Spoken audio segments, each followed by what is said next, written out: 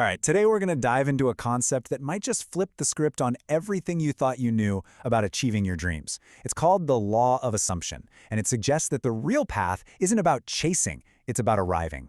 Let's get into it. So, think about your goals for the next couple of years, say 2026. You're probably gearing up for the hustle, right? The grind, the constant chase. But what if I told you that the very act of chasing is what's keeping those goals just out of reach? Yeah, there's a totally different approach. Instead of chasing your goals, you just assume they're already yours. Now I know, that sounds way too simple, but this isn't about wishful thinking. It's a powerful principle that's all about how we actually build the world around us. And that brings us to the first big idea. We need to stop chasing and start assuming. And look, this isn't some new productivity hack to add to your list. It's a fundamental ground-up shift in your entire perspective. Just look at the difference here. It's night and day. Chasing a goal is all about lack. It's like you're constantly telling yourself, I don't have this yet, which feels like this endless, exhausting effort.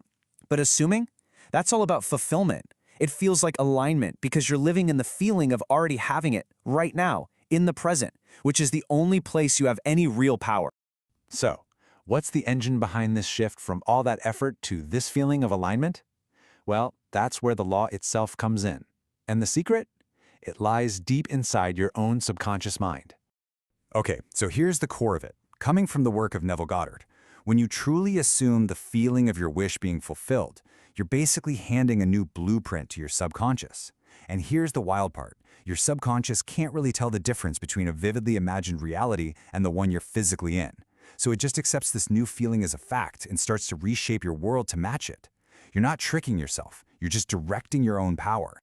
Think of it this way. Your subconscious is the builder, and your deeply held assumptions are the blueprints. The builder doesn't question the blueprints or ask if they're realistic. It just takes what you give it and builds, brick by brick. Now, all this theory is great, but what does it actually look like when you put it into practice? Our source material gives us a fantastic real-world example of how this can completely transform a person's career. This quote just nails it, doesn't it? The entire shift is right there. It's moving from thinking of the goal, which keeps it at a distance, to thinking from the goal, as if it's your current point of view. The second the author started walking around, thinking and feeling like the person who already had that job, their outer world had no choice but to start matching that new reality.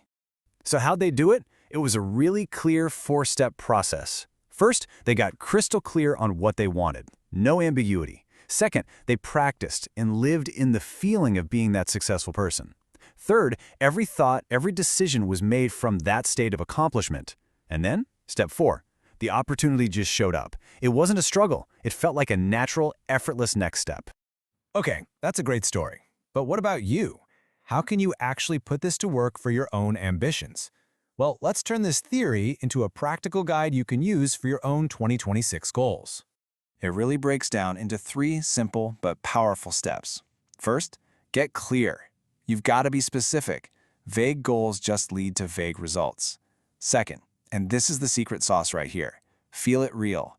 Ask yourself, what would it feel like if this were true right now? And then just soak in that emotion. And finally, you have to live from the end. Start making your daily choices as if you're already that person who has what you want. Now, as you start doing this, there are a few things you absolutely have to remember. Your imagination is where everything is created first. That feeling? That's the secret ingredient.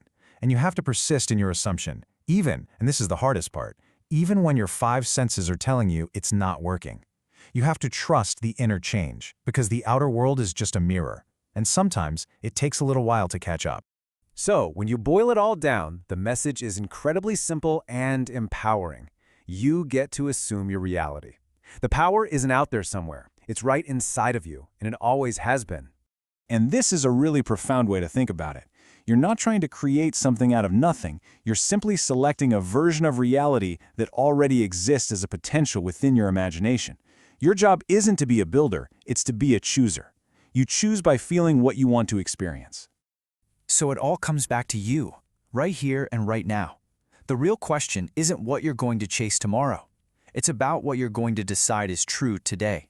So, what reality will you assume?